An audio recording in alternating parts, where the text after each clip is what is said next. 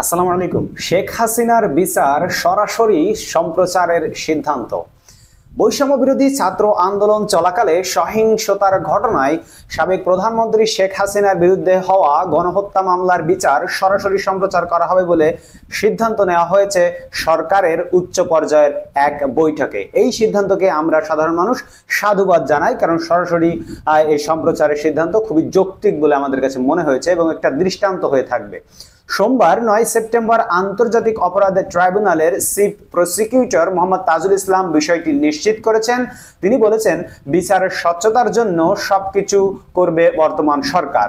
গত 14 আগস্ট বৈষম্য বিরোধী ছাত্র আন্দোলনের সময় সংঘটিত হত্যা, গণহত্যা ও নির্যাতন সহ মানবতা বিরোধী অপরাধের অভিযোগে সাবেক প্রধানমন্ত্রী শেখ হাসিনা সহ 10 ব্যক্তি ও সংগঠনের বিরুদ্ধে আন্তর্জাতিক অপরাধ ট্রাইব্যুনালে অভিযোগ দায়ের করা হয়।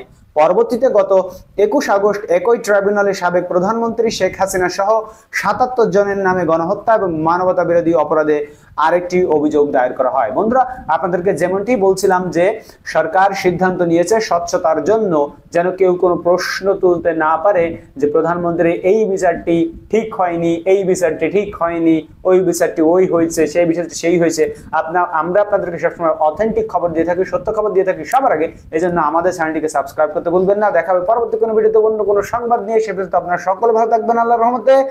এখন এ পর্যন্তই। এই ভিডিওতে একটি লাইক দিতে ভুলবেন না। আল্লাহ হাফেজ।